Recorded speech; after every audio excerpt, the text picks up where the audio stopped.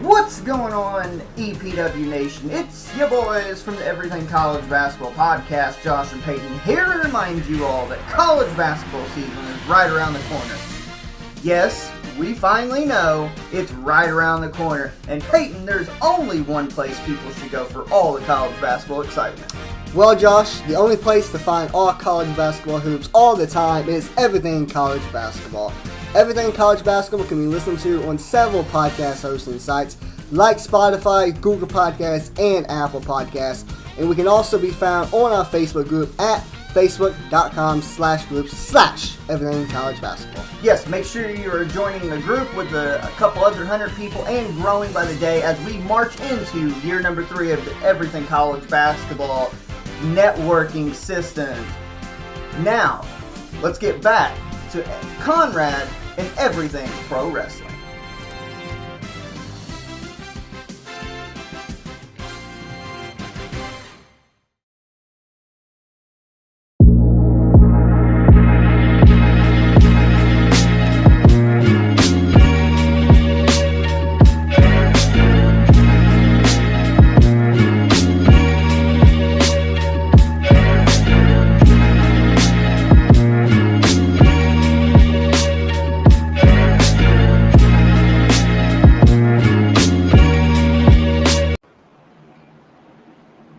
Hello, welcome to Clash of the Podcast, episode 66. This is going to be a fine and dandy one. We have a lot of interesting topics. I feel like this one we're going to get into people who are in the middle of the pack a little bit, and we're going to give them some shine today. We do have one that's kind of a main event angle, but there's going to be some other people involved in it. Lots and lots of interesting topics. I am Conrad Cushman of Everything Pro Wrestling. He is Sean Hubbard of Hubbard Wrestling Weekly. This is Clash of the Podcast. What is this exactly? It is a podcast where me and Sean came together with our two podcasts, and we decided to talk a little pro wrestling every week. Good for the people, good for us, good for the goose, good for the gander. There you go. All right, so we've been doing this for 66 weeks straight. Haven't missed yet. And we're going to get into some topics. We're going to talk to the chat. Leave us a 5-star review. Hit the like button. Subscribe to the channel. Helps a lot. Subscribe to Hubbard Wrestling Weekly's channel. It's in the description. It helps a lot. So we're going to be doing all of that and such. So make sure you guys are tuned in. And let's get into the entire show. First, we're going to get into that first topic, aren't we? Yeah, we already know what it is, man. But before we do that, we got to make sure that we say two things. It's just me, Oos! Day one-ish. And, of course, Conrad, drop that thing.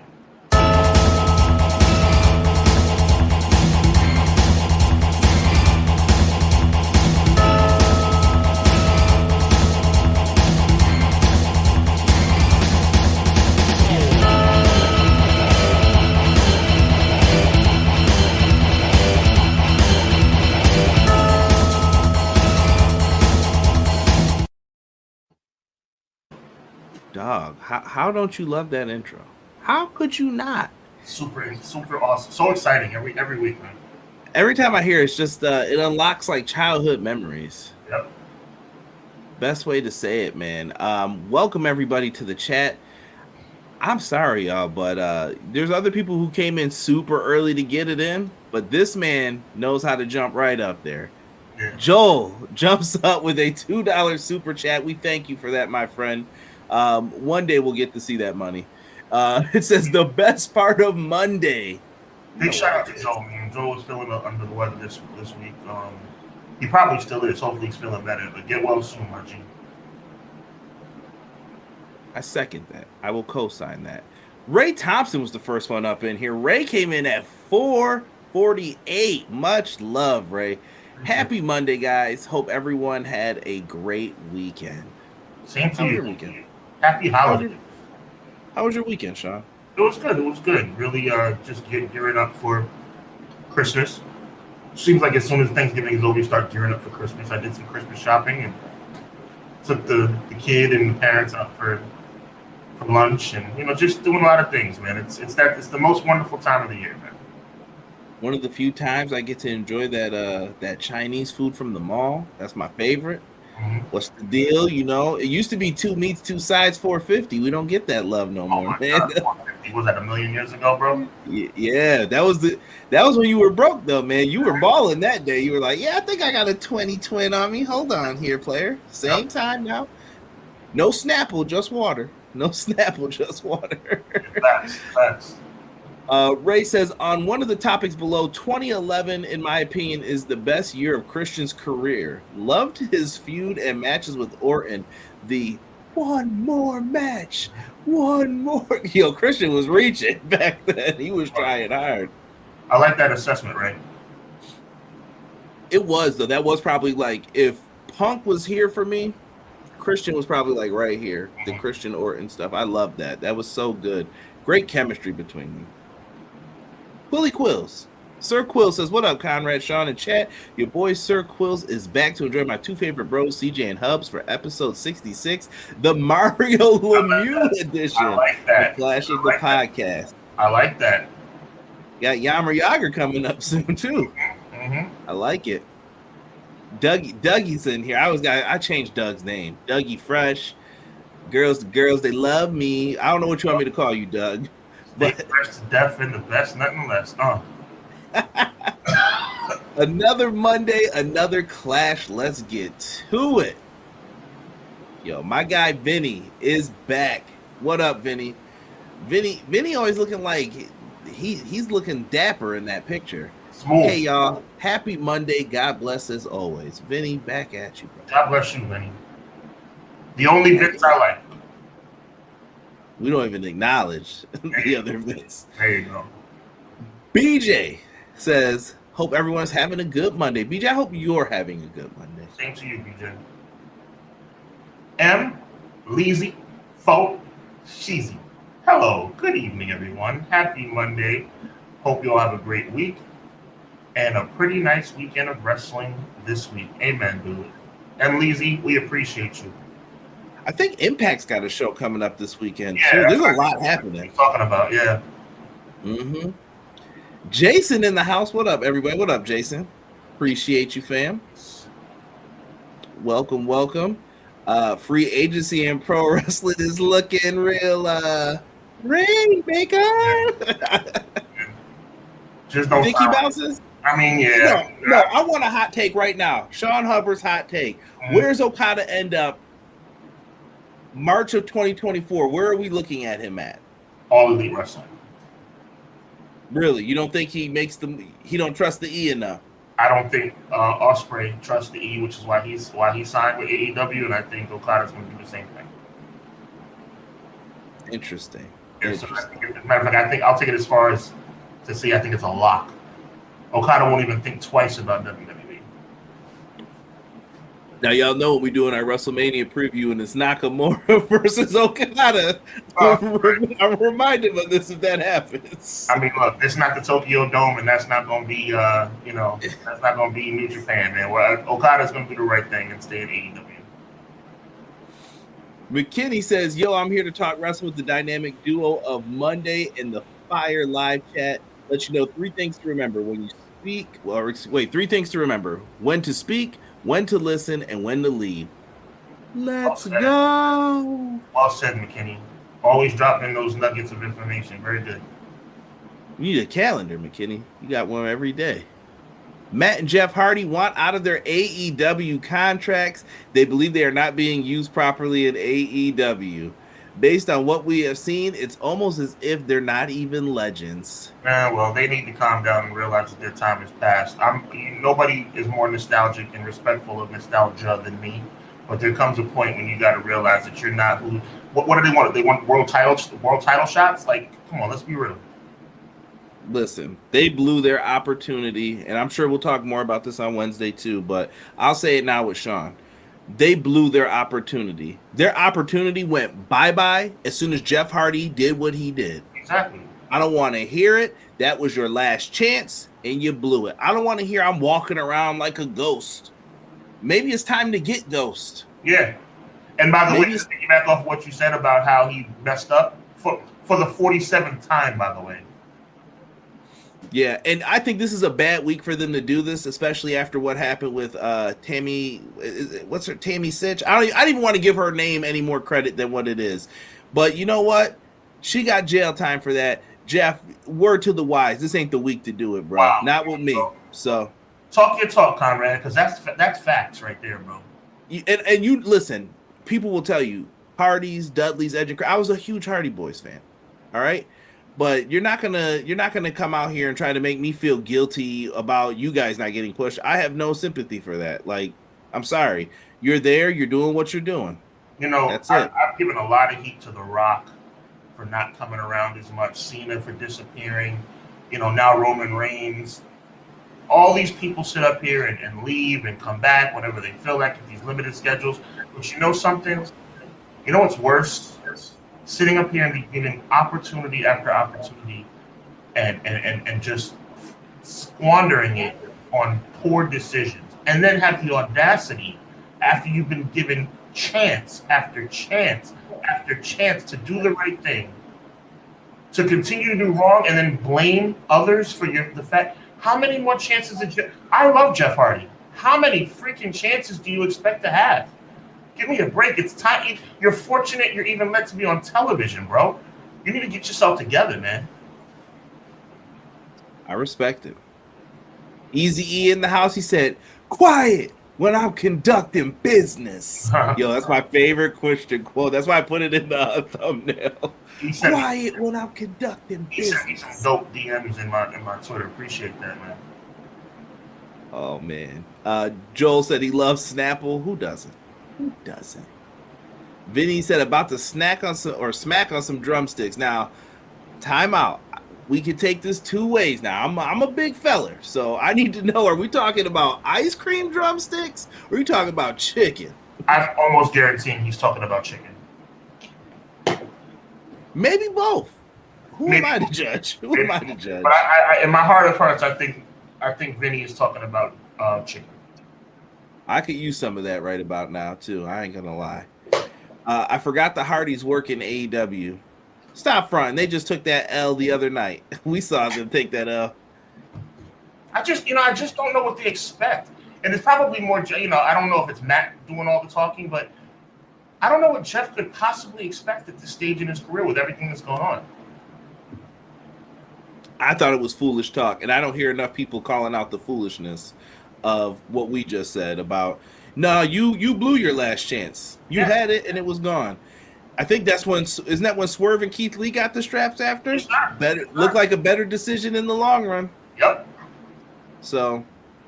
Can't stop, won't stop. Rockefeller Records, get down. Girls to girls, they love me. Oh, okay, B Jizzle. He knows. Original Biggie OB1 in the chat says, "Good evening, EPW. Good evening, Sean. Good evening, all well. Appreciate you, man. Appreciate it. Yo, Original Biggie, I know you're a Saints guy in New Orleans, bro. What's up with that division, fam? Why do I got to hear about how the Bills are bad? But I'm like, we would be the number one seed in that division. Does anybody see a problem with this but me? It's true. Just saying. The Bills, I think the Bills are just a disappointment because of people like me. You know, I'm the biggest fan you could ever have is an impartial one. Somebody who has no rooting interest in your team whatsoever to say that they're their Super Bowl pick, which is what I picked the Bills to be. That's the ultimate compliment. When you have no rooting interest, I don't care about anybody in the AFC East. I don't care about anybody in the AFC, period. And I picked them to win the Super Bowl, and it's just been a rough year, man. Derek called collusion. He thinks it's going to be the Ravens and 49ers just based on the Super Bowl colors for the logo. Okay. Derek said, yeah, we'll see. He said, if it happens, I'm calling rigged. So he's like, let me see the colors. My guy Derek is saying the confetti's already been purchased. I'm just letting you know. So if it goes down, you remember who called it. Yeah. Conrad and Sean, too. Call me anything you like besides late for dinner. All right, bud. That match card for Dynamite next week looks great. Shout out to Sky Blue. Yeah, Sky Blue seems like she's back. She's not rocking the creepy face paint anymore. Shout out to my girl, but My girl said it when we were watching AEW. She was like, "That girl looks good." I was like, "Yes, Sky Blue is a very attractive young lady. She's very talented. I'm not trying to admit it before all go. Take it easy, everybody. She's a very talented, very gifted pro wrestler. I'm just saying that another ultimate compliment. When a lady gives another lady a compliment, that means she's really legitimate." Shout out to Kyle Fletcher as well. Points on the board. Oh, there you go. That's what's up. Joel says Okada to WWE. Yo, it could happen. I hear you. You know, all points direct that way, but I'm just going against the grain and saying Okada does the right thing. I think he's been unhappy in New Japan since the new ownership took over, though. Oh, I agree. I feel like they've been just trying to move away from Okada, but you can't. Okada, I say it all the time, Okada is that boy. Like, you cannot mess with, like, you can't stray away from him. The dude was allowed to carry the Olympic torch in Japan. Do you know what that means of his status, his stature? You are not wrong, bro. You are not wrong. But I don't think he just completely sells his soul and goes to WWE. It could be just about matchups and where he fits in, because if he does. And by the way, bro, I don't think MJF goes to WWE either.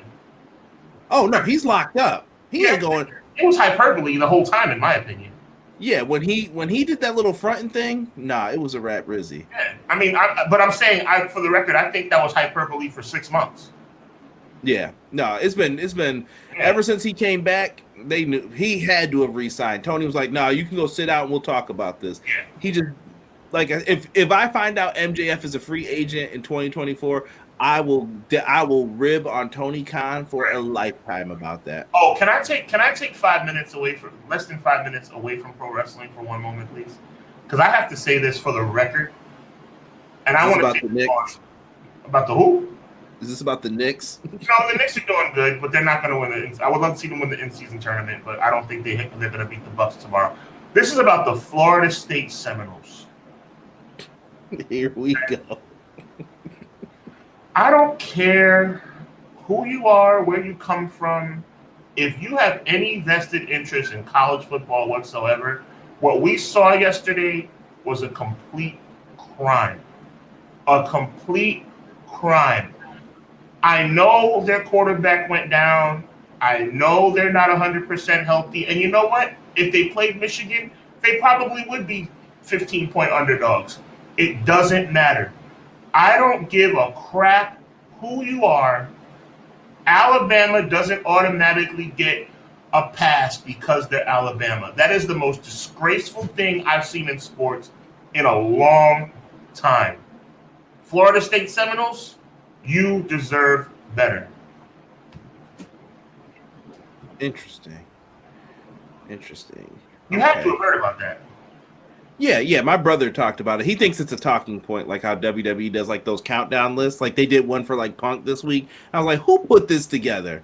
Because so 5 will be where like 7 should be, and then they'll move this one down. It's just to get people talking. But you're familiar with the logistics, right? The fact that Florida State was undefeated and Alabama had 1 loss and Alabama still got the nod. That makes me sick, bro. That makes me sick. I'm old enough now. I'm an old man now, so I can call them kids. I feel terrible for those kids in Florida State. I feel terrible for them. Roll Tide. Those fans were celebrating in the streets. Yeah, it is what it is. Well, let's move on. Somebody said we're getting a little background noise. Just check to see if you got anything going. It says sounds windy or something, or no ocean. Let me take a second. If it's an ocean, it's quiet breeze. Matt says Final Impact pay-per-view is this Saturday, or PLE if they want to call it that. Jocelyn said, Conrad Hubbard, watching live or not, the best part of Monday. Everyone have a great and stress-free rest of the week. Thank you, Jocelyn. Thank you. Nakamura is his close friend. I did not know about that. Interesting. Okada loves the Bucks. He was just on BTE getting in Nick's drawers again. He always does put on his ring gear when he's not there. Mm-hmm. Renegade, odd non-wrestling stuff, but my lady and I watched the Mario movie and noticed Princess Peach has sideburns. What? I haven't watched that movie yet. Have you seen it? I haven't. Okay. He ain't got no shot. Okada goes to TNA. Yeah, no, he is never going to TNA again. No. hates his time in TNA. They tried to make him Kato. If you don't know who that is, look it up. International wrestlers are going to flock to AEW because they allow you to wrestle in Japan and other promotions. That's not happening in WWE. And why not? I like McKinney bringing that up. The flexibility is also a good selling point for AEW as well. Yeah, and it's also smart for AEW because guess what? Gives them first dibs as well. And it opens up the door to what I think they should definitely do, but it doesn't seem like it's happening in January this year. It should definitely be AEW New Japan Supercard. I don't know what they're waiting for. Well, that's Forbidden Door every year. Yeah, that's not the same. Okay, fair enough. I'm talking about Tokyo Dome. That's what I'm talking about. Oh, yeah. The issue is that getting over there, when does it work for both sides? How can we get over there for a day, then get back to do Dynamite? Like, New Japan doesn't have a show, but they have to wait till the G1's done. So it's weird. Right. BJ says, it's as if Jeff got signed and got another DUI or something. Hard to feel that sympathy. Agreed. Not lying. Renegade L2K from Pro Wrestling Shoot says Okada to the WWE would definitely get to do the Mist, and some fans would frown upon and get canceled. Come on now. Jeff Hardy, sad story. D's in the house and yo. What up, D? He's my guy Hubs. My guy Derek. Quilly. WWE doesn't deserve any free agents. They're not going to know what to do with them if they had them. That's evident. I see no lies in what Quilly is saying. I see zero lies. I mean, we didn't talk about the Punk promo. I mean, it wasn't that great. It wasn't that great at all. It wasn't that great at all. I sounded off about that on my channel. I was disgusted. That's a plug to subscribe. You got me mad again, bro. Don't get mad about it. We got other things to get mad about on this show. Jeff Hardy has had too many chances. Can't blame 2K for not wanting the risk. It's going to be key tonight talking about this stuff. Giving Matt and Jeff's championship push. Jeff can't be trusted, and Matt will walk like an old man with bad hips and knees. Your time is done. You can help ROH, but your AEW run is over. Delete your comment. Yikes. Like I said, the Hardy family tree has been a disaster with Jeff fighting with his old lady, Matt fighting. Those are some old things, though, too. Like, I get that people go through their rough patches, but Matt seems like he's cleaned himself up. I agree. I think Matt is the more responsible brother, but I think that's pretty much been the case the entire time. Yeah, I think that's why I always said I think Matt, if you ask me who are we pushing, Matt Hardy would be my guy to pick out of the two of them. Jeff is so darn charismatic when he's right. That's the issue. He's got that Sting effect. He's got like that Sting Ultimate Warrior. Like, you can't take that away, though. There's just something about him that people love. And I can't deny that either. Like, Armageddon 09 or 08 or whatever it was. I went crazy. I was there. Were you? I was at that show live, yes. It was in Buffalo. Are you serious? That's CM Punk, Rey Mysterio for the IC title, too. I was there. Very cool night that you were attended. Jeff Hardy, first world title. That's awesome. Yep. Matt Hardy celebrates with the big silver ECW title. Should have known he was turning then as soon as I seen that belt. 100%. Vinny has confirmed it's chicken. There you go. Maybe going elite isn't as hyped up as it's to be. As a big Jeff Hardy fan, it hurts to the point that it's numb. It is. Obi-Wan is very sad. Are we not over the Bloodline Roman Reigns constant title streak? It's like playing the same record over and over again. We're getting there. It's hard out here, man. But like I said, you're never gonna have people break those Hogan and Bruno records. I don't think anymore. If Roman wins, he's breaking that Hogan record. Then I'm just letting you know. If at WrestleMania, some way somehow it happens. Okay, I'm about to say. So you're saying if he wins at WrestleMania? I agree. First of all, that's the only reason he would win. I'm putting it out there. The only reason that Roman Reigns would retain this time would be because they want to take the record off of Hogan. Period. Which I have no issue with as well. Neither do I. Remember Angle coming with Jeff after Victory Road? Man, yeah. I don't even want to talk about Jeff and his TNA run. I stopped watching after some of the foolishness I'd seen with Sting. The broken gimmick would be silly now as Danhausen if they tried to revive it. Broken Matt Brother Nero. They got enough of those characters, though, with like Orange and Danhausen, like you said. Mm-hmm. My Lions buried the NFC South. That division is weak. You guys tried to blow that game against the Saints. But you got look, a win is a win, and I like Detroit a lot. But you guys gotta shut the door on a team like New Orleans. Jason said we're all showing our age, saying it can't stop, won't stop. We are old. Nothing wrong. Listen, nothing wrong with that. 30s is a blessing, but at the same time, it's I remember being in my early 20s, and my age that I'm at now, 37, seemed like a long way away, and now it's like I'm knocking on 40's door, brother. Right. I see people talking about Obi-Wan and Renegade will get along great. I think they're both in that same division of fans. No disrespect, but when the pressure hit, Jeff goes right into Scott Hall mode. Yeah. I'm gonna say a church phrase to that comment that Eazy-E just made. My pastor would say, when something's like a little controversial, like something that's gonna like kind of ruffle your feathers, he'd say, "It's tight, but it's right." And that's what that comment is that Eazy just made. It's tight, but it's right. Got to give a shout out to Chad. I'm trying to keep, you guys have a lot of comments flowing in, and we may have to skip them. I see a lot of NCAA ones. NCAA wants the best teams. They want money. They are evil. Like I always tell people, too much money on the line with these sports games, man. I'm glad most people got robbed flat out. When you go undefeated and you don't make it, that just means that wins and losses. When you get to a point where wins and losses no longer count, we have a big problem. Sean, you know who else said that? I can't not take a second not to do a shot. Okay. He was talking crazy this week again too. Don't get me started on old Jesse James.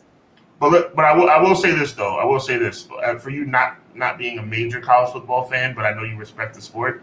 Next year we're going to have the greatest year in college football history. Next year we expand to a 12-team format, which will make for amazing games. So there will be no controversy like this ever again. I just feel bad. You know what it is, Conrad? As a sports guy, you'll understand this. Florida State is going to have another chance next year, but who's to say they're going to be as good next year? This was their year, and they don't get the chance to go for a championship. And my question is, what happens if they beat Georgia, though unlikely, in the Sugar Bowl or in the Orange Bowl? They're going to be 14-0, and the champ is going to have a loss. Georgia? Just saying. Chad says, what up? What up, Chad? Appreciate you coming in. What up, Chad?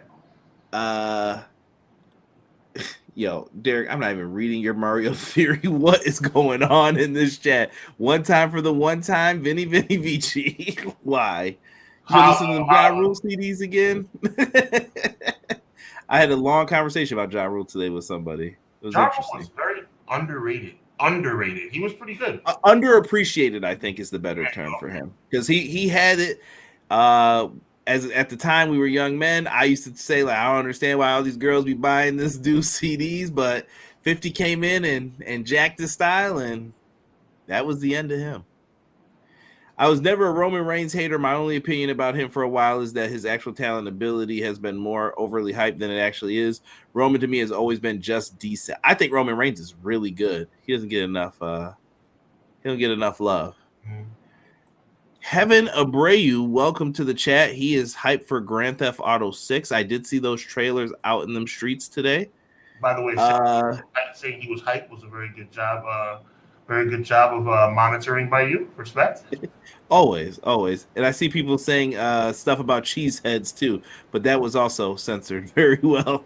There are going to be controversy this time next year. College football, you'll see. Yeah, then it'll be who's the number 13 team who didn't make it. Right, Conrad, exactly. But this, back in the day, it was between 2 and 3. Now it's between 4 and 5. Next year, it'll be between 12 and 13. Sean, I'm gonna let you run the gamut tonight, man. You're gonna control the conversation. Well, I want to talk about Christian Cage, man. This dude. I think the controversy regarding Christian Cage is a good controversy. And what I mean by that is someone earlier was talking about his 2011 run and things like that. It's very rare in this day and age of sports entertainment to have somebody be at their best at this advanced age. Edge is amazing, but Adam Copeland is not as good as he was 10 years ago. the Hardy Boys, that's a different kind of. Edge is still culpable, unfortunately. You know, the Hardys are not. So that's a bad comparison. But I'll just run with Adam Copeland. Adam Copeland's not the same as he was 10 years ago, though he is very good. Okay, Daniel Bryan, one of the best wrestlers in the world. If I take 2010 Daniel Bryan and put him up against 2023 Daniel Bryan, 2010 Daniel Bryan still gets the victory, right? Christian Cage in 2023 is doing his best work of his career. I'm talking about when he was in the Brood. I'm talking about when he was in the Ministry of Darkness. I'm talking about when he was the world champion in 2011. I'm talking about Edge and Christian. I'm talking about ladder matches. I'm talking about Captain Charisma. Christian in 2023 is the best he's ever been. And it blows my mind that somebody at this advanced age could find a way. I mean, Jericho's done it, but Jericho, it's like sometimes it's good, sometimes it's bad. Obviously, you know, when he came up with the list and the stupid idiot thing, but that's like 10 years ago. Yo, Christian is amazing. This father figure gimmick he has going, it is outstanding. Absolutely outstanding. I have never seen anything like it for somebody other than, I say this reluctantly, but it is what it is, other than like Hogan in 02, a clearly advanced Hulk Hogan in age in 02 coming back and winning the world title, which was controversial, but I'm talking about just being over with the fans. He was over with the fans in 02. Let's be real, right? Let's not lie about it, right? We don't.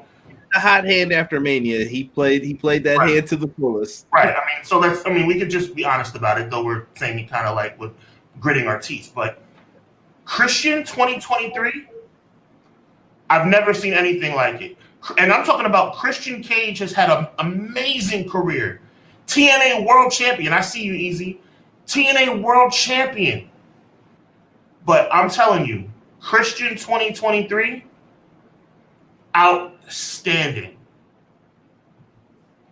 I love it, man. I love it. Christian, I told people I enjoy Christian more than Edge, I feel like. And I think I've always just had this side thing about Edge because of what he did with Matt Hardy and that. I just was like, I can't trust this dude no more. I'm like, right. Done with him. But Christian is a special talent. Yes, he is. Let me tell you. Some of the best stuff you had mentioned when he was in the Brood, in the Ministry. Christian was the one who I think Undertaker like beat one time because they did something wrong, or I forgot. Maybe Ken Shamrock got to Stephanie and they blamed Christian for it. You got it right. Yeah. I'm trying to remember all these things. That was a wild time in pro wrestling, by the way. So sometimes that stuff's all blurry. Right. Christian turning on Edge when he was carrying around the King of the Ring trophy. It was like the Stanley Cup. His European championship reign, his Intercontinental Championship reign. Him and DDP. That was great stuff. He's doing the stupid smile, and he couldn't take it anymore, and he finally snapped. Yep. He joined the Alliance at one point. Christian has always been a solid talent. I think all he's ever wanted was the chance. And I think right now in AEW, he is the best heel that they have. If MJF is in fact a babyface, more on that later. Right. He is the one. He's the one that they shouldn't mess with. I can't express to you how thrilled I am to be saying this about somebody who is this age. You know, Christian Cage, and I'm not, you know, there's a lot of people that can do great things as they get older. But this is pro wrestling, man. This is pro wrestling. And for somebody to be doing this on this level at the age of 50, he's 50 years old. Christian Cage is 50, and doing the best work of his career. It's outstanding. Like he's sleeping though, and I think people have just not realized. I'm like, do you know how good this dude is? Think about it. Listen, and I've always felt bad for him too, because I've always said everywhere he goes, when he gets there, someone bigger just comes right behind him, and it's unfortunate every time. Christian, I know everyone's like, oh, he's not a big signing. Remember when he came to AEW? He's not a big signing. Right. Christian was huge for AEW. And I just don't think people realize the importance of what he did. I thought Swerve was huge for AEW. That was another one. I remember people were like, what? That's the big signing? And I'm like, yeah, that's a good name to get. When he went to TNA, he was the guy, and then Kurt Angle came. Mm-hmm. He goes to AEW. Almost immediately afterwards. Mm-hmm. Punk came right behind him again. Mm-hmm. Punk was what everyone was talking about at All Out, not Christian. Right. It's just like an unfortunate set of circumstances for him each time. But you know what? Christian always rises to the top. Every single time. He shows his worth. His matches with Randy Orton we talked about. I'm trying to think of other great runs that he's had. The Del Rio matches. His Intercontinental Championship runs. Like, the dude's really good. I felt bad for him when they didn't give him John Cena or Batista when he said, can I please work a main event program? And they were like, yeah, nah, you can get a shot on Raw or SmackDown, but not a pay-per-view match. Exactly. Which is the reason why, and you set that up for me perfectly, Conrad, which is the reason why this week on Dynamite, I truly believe that Christian is going to be victorious over Adam Copeland. I think Adam Copeland loves Christian. I think Christian loves Adam Copeland. And I think that they are going to make this right for Christian. I think this is going to be a main event match. And I think Christian's going to win. And I'm ecstatic to say that because Adam Copeland letting Christian go over on him is the ultimate sign of respect. And I love it. And I think that's the plan. And I think Edge is going to be so happy to do it. And I think we're going to give Christian his flowers that are long overdue. I agree. And I do think Christian is winning as well. Jason, he's coming in here off topic real quick, but I've been watching old ECW videos, and those wrestlers back then were amazing with their promos. You guys remember Raven and Shane Douglas? Of course. Mm-hmm. Of course. Legends. Come get franchised. Yeah, he was good for 2 seconds. I say 2 seconds because he said, no. I mean that it sounds like a diss, but I mean it more complimentary. Like there's so many other aspects of his career that kind of annoy me, like Dean Douglas and what he did with the Revolution. But ECW, Shane Douglas was amazing. I always thought Shane Douglas was super talented. Remember him and Ricky Steamboat versus the Hollywood Blondes? Oh, all day. I mean, yes, that was in his embryonic stage. He was coming up at that point. He hit his stride at ECW. The problem is that WWE, another problem with WWE, we won't go off on too much of a tangent here, but Dean Douglas, the ECW champion, Shane Douglas, on top of his game, evolves into Dean Douglas? Or it's like, Dean Douglas? Like, we're really going to make him a teacher? I understood what they were doing for back then, though. Like, who likes teachers? Fingers on the chalkboard. Right. I get what they were trying to do. Do you know that Shane Douglas was in WWF before, though? They had him. He was in the Royal Rumble in 1991. Yep. Crazy. Him and Tony Atlas, a.k.a. Saba Simba. Oh, don't remind me of that. Unbelievable. WWE, I don't understand how they're still in business. They suck, bro. Good God, they sucked for so long, and I guess we just didn't notice how much they sucked. They don't handle all talent correctly, but no, they do not. Good God Almighty. TNA Christian, Peep Show Christian. I thought Christian in TNA was amazing as well. He was. Christian was good too, but 2023 Christian is off the charts. Let's see here. McKinney says it's been some good heel work around the wrestling universe, but I think Christian Cage gets heel of the year. The dude is killing it, and I'm glad he has the belt to back it up. McKinney, heel of the year at age 50. That's got to be some kind of unprecedented situation, bro. Conrad, help me out. 50. I can't think of anyone else doing it. Not 40 like Ric Flair, right? Not even 45 like Ric Flair. Not 45 like Jericho. Christian is 50 and killing it. That's how he rolls. Wow. I have a question to ask Conrad Hubbs. I will ask the question shortly. Let me jump to it here. Conrad Hubb, if you were an inspiring wrestler, would you sign to the big money payout company or get a decent payout company that'll give you more freedom for character development and build? Interesting. Jason, I would never sign with World Wrestling Entertainment. I've said, I'm going to stay consistent with what I've said all along. If I were I'm assuming I was a major, well, you said inspiring wrestler. So that means that I'm on the come up. that even makes it more of a slam dunk for me. AEW or one of the lesser promotions would definitely be the way I would go.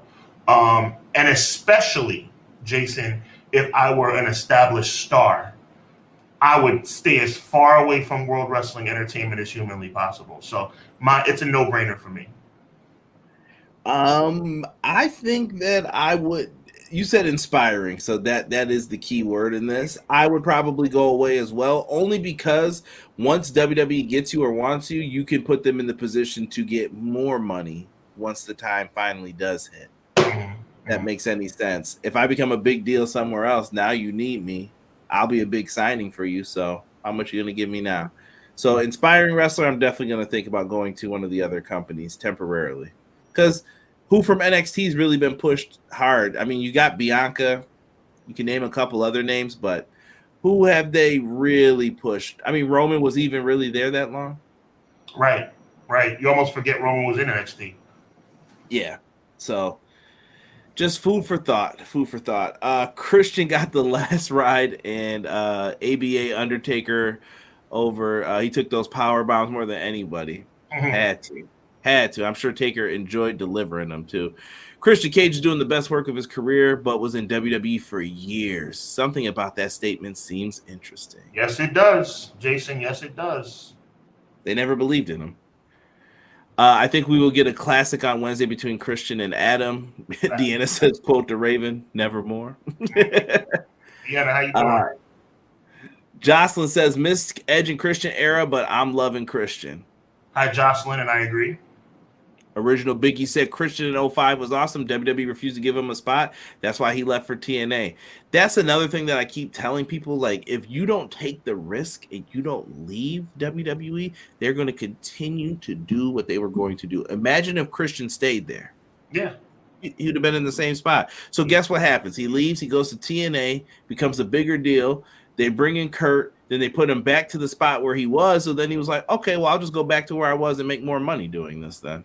Christian and John Cena had an amazing back and forth verbally for like 3 months in the summer of 05. Never got the payoff. Never. It's absolutely ridiculous. Christian was on the verge of superstardom, and they just refused to pull the trigger. Sounds familiar, Jay Uso? Jason says, leaving 20... Go ahead. It's just me, Uso. Day one.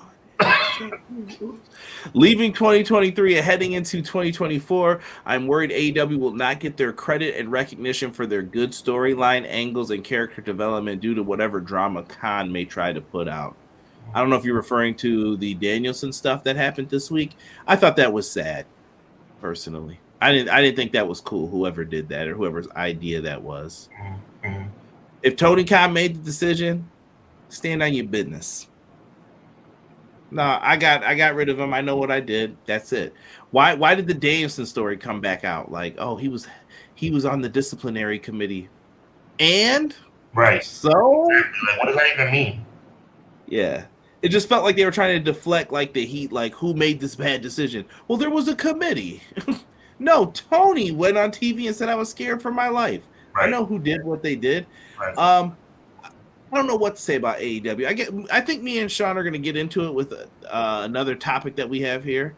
Hubs, we weren't always so smart. When we were younger, we were big dummies, Deanna. But we learned. Thank God we got older, right? Christian is doing his best work. I agree with that. If I could throw my 2 cents in, it's an aspiring wrestler. It shows who's more interested. If I got my base, I'm going with Freedom first. Mm-hmm. Hub would never sign to WWE. Love you, Hub. Can I subscribe to your channel? Yes, you can, man. Thank you, Jason. Appreciate you, man. Yo, listen, Jason, Big Daddy Kush ain't turning down no big payday, though. Like I said, if the offer's right, I mean, sure, I'll do some jobs. I'll join the job squad for 3 years. That's what they paid me, sure. I just think, I appreciate that, Jason. I just think that at the end of the day, WWE just is you're gonna get paid, but you're not gonna be fulfilled in your quest to be who you want to be. I mean, when you fumble people like Bret the Hitman Hart, when you fumble people like Hall and Nash even. Like they went You put Bret the Hitman Hart as a fumble? Oh, please. All they had to do was do the right thing with Bret Hart. Bret Hart would have never left. That's all they had to do. Bret Hart. I think they made a choice. Nah, all they had to do was the right thing with Bret Hart. Even when they had to back out of that 25-year deal, all they had to do was come back with a bigger number for lesser years. It would have been perfectly fine. Bret Hart had no desire to go to WCW. They pushed him there. Mm-hmm. They made a choice. Proper booking at NXT. What's that? They dropped the ball. Look at that. Also, I will say who has more interest at that time, because you got some great learning tree people. If you have interest, if they just sign you, then you won't grow as much. That's a fact. How about them 3 lawyers on the committee? I had no issue. Brian gave his opinion. Ultimately, it was TK's decision. I agree. Don't try and blame Danielson. That's what it felt like. Sean, he was on Raw, got traded to SmackDown in the draft, and WWE nothing. That's why I'm still bitter about that. I am bitter with that too, Obi-Wan, and I agree. That's exactly what happened. It was disgusting. Christian's living his best work right now. Yes, that's all that I can say. Only thing that's not right about Christian is that ridiculous turtleneck. I just don't understand. It's heat, baby. It's heat. I guess. I hate the turtleneck. He just comes out. This is style. Style. I guess, because that, honestly, the fact that he is able to overcome the turtleneck, that even get even more credit for me. You were able to get over with that ridiculous turtleneck on. God bless you. Tactical turtleneck. Big up to Christian Cage, man. I mean, like I said, 50 years old and doing the best work of your career. You've been in the business for a quarter century. God bless you, man. Amazing. Let's see here. Khan drama in general. Tony Khan needs to focus on his great talent and stop trying to be a pest in wrestling. Interesting. Tony Khan doesn't want the heat, so he throws shade at someone else. Could be. Maybe someone was just running their lips. Loose lips sink ships. That's been a big problem in AEW as well. Touché. Just saying. I think WWE is a new place under new management, so the way we feel has to change because the old man is out and it's a new day. Yes, it is. Listen, I don't know. Me and Sean have been doing this for a year, and some of it doesn't feel right still. And I don't know if it's just because it's too big, or I don't know what the issues are still. But some things I'm just like, this ain't adding up. There's still some elements like who knows how to cook in this chat. There's still some elements of a little dash of Vince in this little mix that we got going. Like I smell and taste the essence of Vince McMahon in this product still in 2023, bro. It's tactical. Slightly darker black. Derek, you're a fool. I love that show. WWE had numerous modern day version of the Job Squad, 3MB, the Outcast, Retribution. Yo, come on, no League of Nations though. Come on now. League of Nations was trash, bro. What are you talking about? It was, but come on now. Job Squad, that's bad. That's bad. They were at least in main events on Raw. Okay, fair. Tell me what Too Cold Scorpio was in the main event of Monday Night Raw. He was. He should have. Oh, wait. Are we talking about that time where they picked up Foley? Cut it out. And I missed that Raw for the record. I know that's when I used to know what Raws I missed. What do you want to go to next, Sean? Well, I think we need to talk about the elephant in the room. Tonight there's a world title match.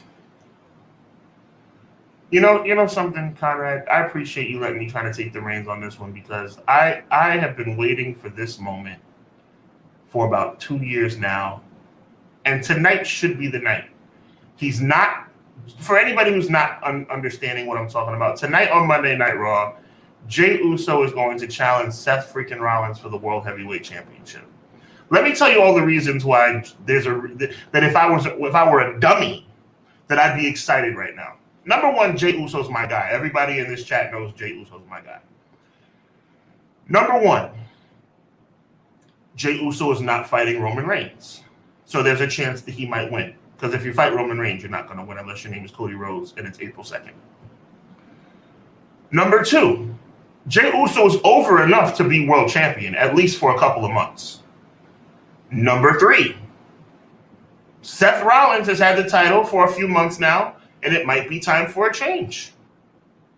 Number four, Jey Uso has never been a singles champion, and this would be a wonderful way to get him on the big stage and really make him actually main event Jey Uso. But this is exactly why WWE makes me want to throw up in my mouth every single day. You know something, people? There's a problem when a match is announced, as it was last week. I believe the person who broke the news was Seth Rollins himself when he was talking to Drew McIntyre. Seth, as soon as the words Jey Uso came out of Seth Rollins' mouth, I knew he was going to lose. You knew he was going to lose. Deanna knew, Jason knew, Derek knew, Obi-Wan knew, Emleezy Fashizi knew, McKinney knew, Quilly knew. As soon as the words Jey Uso came out of Seth Rollins' mouth, we knew what was going to happen. Drew McIntyre, which is the more likely choice, or on a smaller level, because WrestleMania is around the corner, Jimmy Uso, are going to interfere in the match and cost Jey the championship. Now, my question to you, ladies and gentlemen, is this. Are you conducting good business when you announce a main event a week in advance and within 10 seconds, the entire audience knows the result? I say the answer is no. I say we have a big problem when you have a match announced in advance, and I can tell you exactly what's going to happen right in that moment. I texted Conrad within 30 seconds of the announcement, and I said, Jey Uso's not going to win the title next week. That's a problem. That's a problem. And I don't understand how more people don't feel like it's a problem. WWE is the most predictable brand in all of pro wrestling. I mean, we've known Cody Rhodes. Think about this, guys. Think about this. We've known Cody Rhodes was going to win at 40 since the moment the referee counted 3 at 39. Don't you think that's a problem? That's a problem. That's a major issue. When referee counts 1, 2, 3 after Solo hit the Samoan spike and Roman Reigns hit the spear, in that very moment, we knew that Cody would be winning the main event of WrestleMania 40. And we sit and we watch Jey Uso, along with his brother Jimmy, reach heights that probably no one thought they would reach. At Money in the Bank, Conrad, if I'm wrong, correct me. At Money in the Bank this past summer, the Usos were arguably the hottest 2 wrestlers in the industry. The entire industry. It's arguable, but it's definitely something that can be debated, that Jey Uso and Jimmy Uso were the hottest 2 commodities in all of wrestling. At least the WWE. At least the WWE. Thank you, Conrad. And what do they do? What do they do? The first night when they blow the roof off Madison Square Garden, when their music hits the weekend after Money in the Bank, the Friday after Money in the Bank, when their music hits and blows the roof off Madison Square Garden, the powers that be in WWE say, you know what we're going to do? You know what's a good idea, guys? You know what's a good idea when the Usos are hotter than they've ever been? Let's put Jimmy on the shelf for a month. What the hell is wrong with you people? What the hell is wrong with you people? Jimmy and Jay's music hit in the month, whatever that day was after Money in the Bank, Madison Square Garden, the place went crazy like it was like The Rock coming out. I'm exaggerating a little bit, but just take this ride with me. And the WWE's idea of smart television is to put Jimmy on the shelf that day. We don't see Jimmy for a month. Jay is skyrocketing to the top of the card. And then, when you think that maybe it's a ploy to put the Usos in an even better position, they break them up. They break them up. Now you fast forward all the way to Christmas time 2023, and Jimmy Uso, who's been on fire for the past 6 months, is going to challenge Seth Rollins for the World Heavyweight Championship. This is a match that Jay should win. This is a match that should be 50-50. But it's 99-1. It's 99-1. 50-50 percentage-wise. But no, it's 99-1. I'm going on record right now. There is no way on earth that Jay is going to win this match. And that, my friends, is why WWE is the worst brand in professional wrestling. They have all the resources, they have all the material and the tools, but they sabotage and they don't care about what the fans want. Imagine tonight a 1-2-3, whether it's clean or whether it's a dirty win, whatever it is. Imagine a 1-2-3 and Jey Uso becoming the new World Heavyweight Champion. Everybody would feel good about that. Everybody would be through the roof about that. It wouldn't matter if Jey Uso lost the title next week. But you know what's going to happen? Drew McIntyre is going to interfere in the match. And just like always, the fans are going to go home unhappy.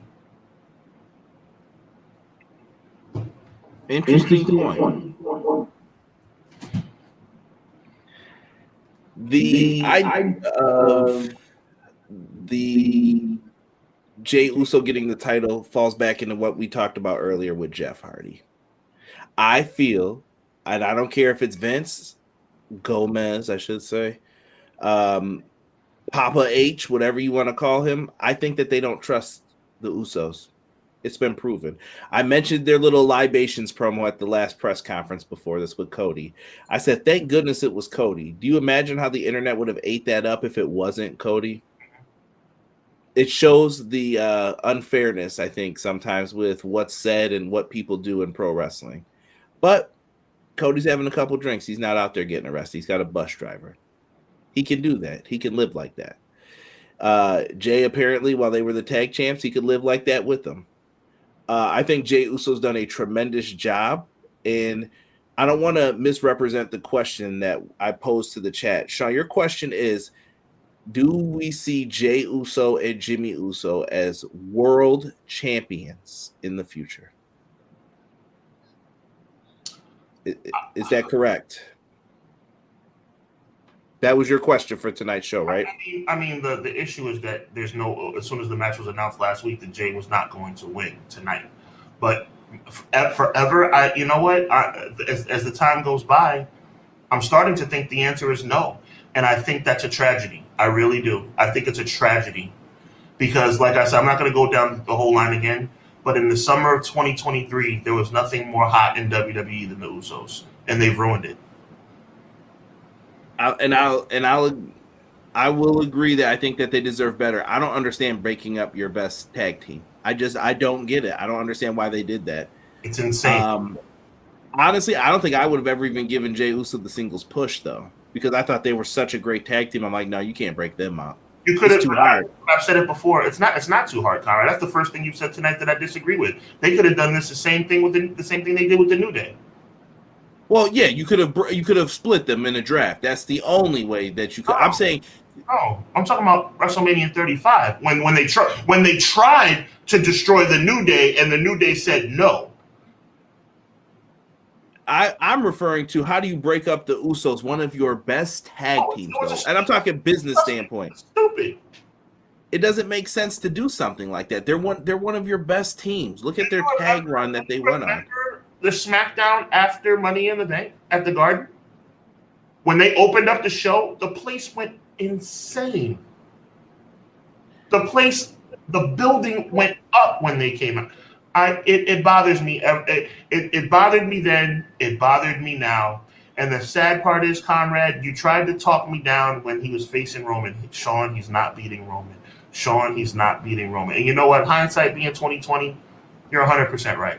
But you know something? The fact that we're walking into Monday Night Raw tonight and Jey Uso has a world title shot against Seth Rollins, who, by the way, I love, and nobody thinks he has a shot of winning that match, that's a problem.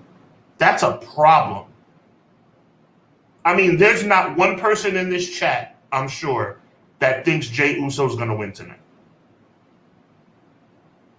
Let's see what the people think. Jason says WWE has been lacking as far as creative development and story angles. Conrad knows what I'm talking about. AEW Dynamite and Collision has been fire.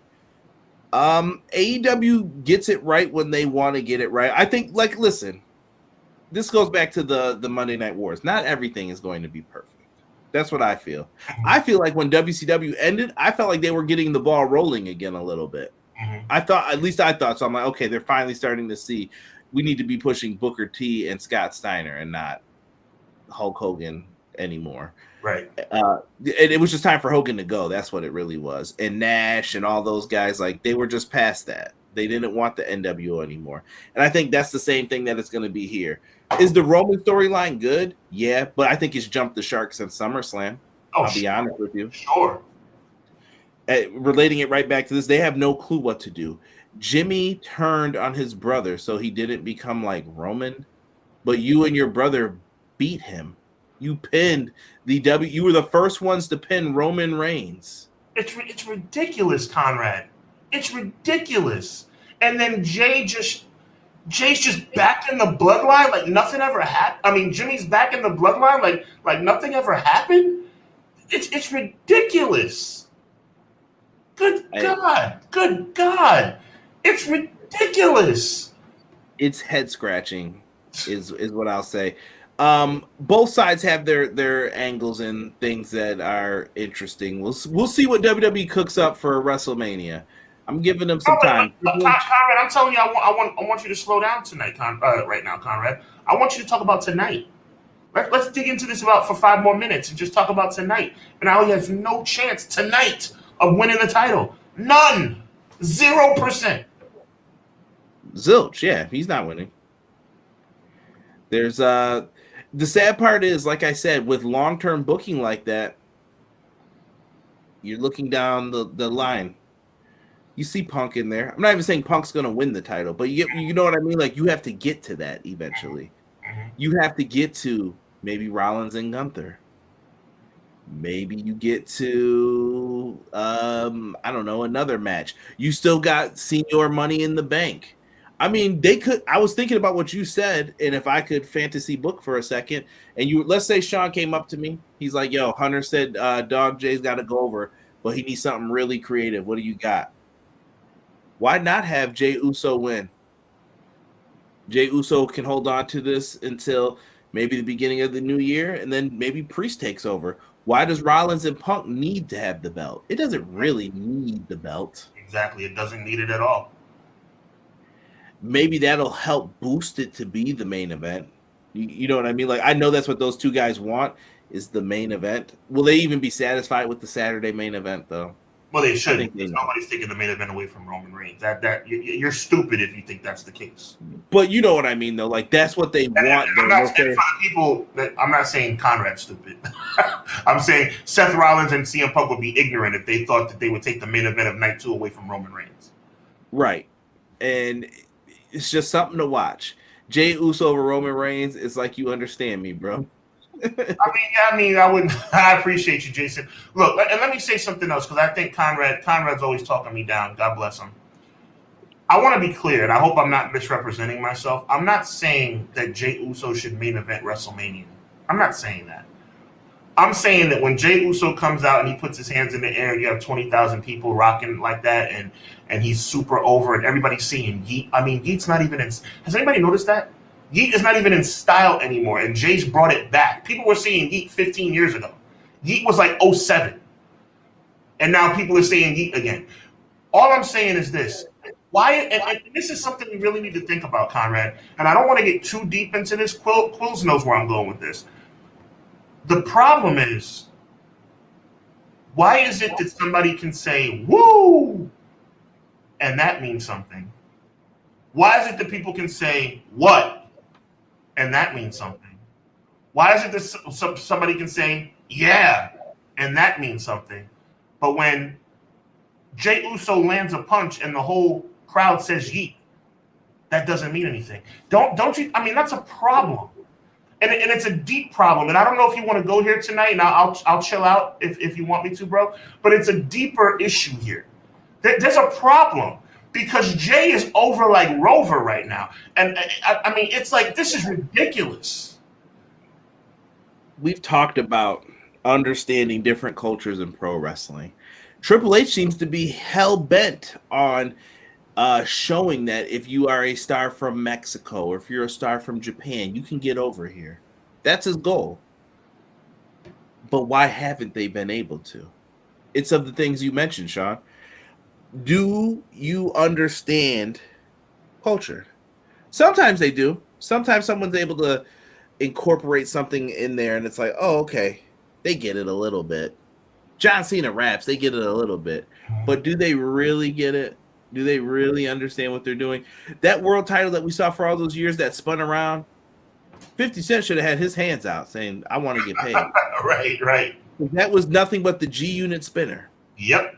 This thing, Tony Yayo. Yes, sir. Listen, these are just things that do you actually understand? Jimmy and Jey Uso, whether people want to believe it or not, they are part of Samoan and Black culture. They listen to hip-hop.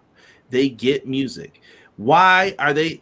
I don't understand this in pro wrestling. All these wrestlers wear basketball sneakers now. Where are these companies saying, we will pay you to wear our sneakers on pay-per-view and we will custom design these for you? You tell us how you want them. We'll have them there for you that day. They should be doing that type of stuff. I thought AEW was going to do it first with... the Bucks and all that. The Usos are another team, though, that I would have been calling up saying, like, yo, what can we do? You guys wear sweet clothes. What's your new T-shirt coming out? Can we make sneakers that match? People will bring the sneakers to your show. You guys can sign them. Oh, they could do so much stuff with that. People would rock that stuff. I just don't know if they know how to capitalize on these things and do it tastefully without getting too disrespectful. You know, Chat's coming up with some interesting things too. Go ahead, Tom. No, I was just gonna go through it. Make your point on it. I you know, it's tough for me, man, because I'm really bothered by this. I'm really bothered by this because the double standards are so thick. Weren't we just talking about Jeff Hardy? Mm-hmm. Right? I mean, I'm trying my best to not be that guy. And the chat, you know me on a personal level, and the chat has started to get to know me. I don't want to make everything racial. I don't. I love everybody. I don't want to make this a race thing. But it's so hard, guys. And I pray you understand where I'm coming from. It's so hard to see these glaring double standards and not wonder why things play out the way they play out. I mean, this wasn't the plan, by the way, to talk about Jeff Hardy in conjunction with Jey Uso. I told you, though, it lines up with it, though. Like, yes. Perfectly. When we were bringing it up, it's similar. Yeah. Jeff Hardy's been world champion since he's had DUIs multiple times. Go ahead, Connor. No, I was gonna say different person in charge though. Oh, I sure. know Triple H definitely argued Jeff shouldn't win the title. I remember that was a conversation from that year's Survivor Series, like 08, all the way until he won. And they were like, why not? From the beginning of 08 till the end, why not? Why can't he win it? I think it was Triple H. And I think Freddie Prinze Jr. was one of the people like going at him about it. Like, why can't Jeff Hardy win the title? And he was like, I don't trust him. And that's why his run probably was very short. One thing, and I didn't know I was going to go here tonight, but Chad, I want you to take this ride with me. The respect that I have for Conrad is infinite. And when you do a show with somebody, you want to be respectful that the platform is ours and not just mine. So where I would go with it and the depths that I would go to it with, I want to give Conrad the respect of not necessarily going all the way there just for the sake and respect of his comfort level. But I will say this, though. I will say this. Professional wrestling has been about getting over. That's the goal. The goal is about getting over. And when you get over, your reward is supposed to be an elevated position on the card. Now, Jey Uso has main evented SummerSlam, and if you want to say night one, it's tough when you say night one and night two, but I guess you could say Jey Uso has main evented WrestleMania. First tag team world title match, too. But what I will say is this, and I'll leave it alone from here, and I'll let you guys comment and say what you will or not. When you're going into a world title match on Monday Night Raw, and you know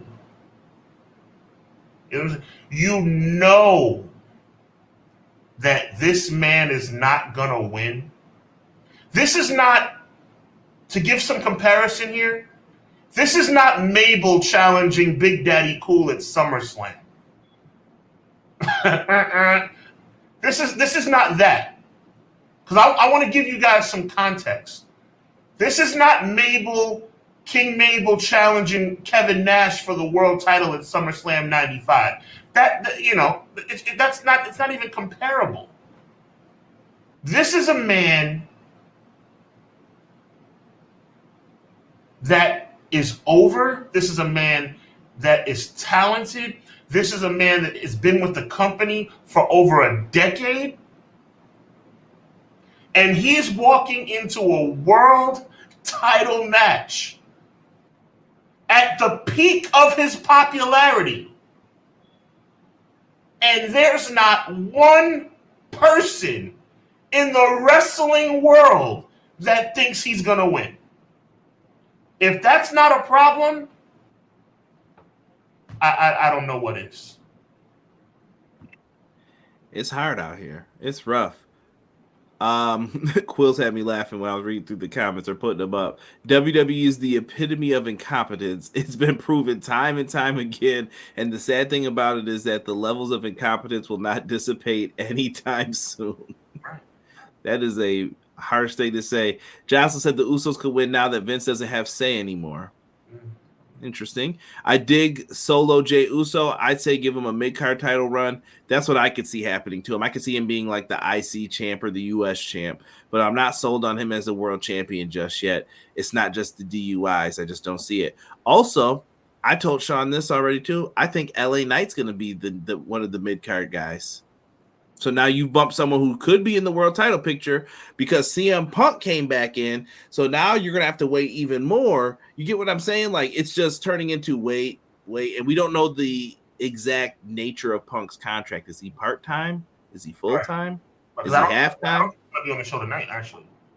Is it muffin time? Is he on the show tonight or no? I'm hearing that he hasn't been what's the word I'm looking for? Advertised.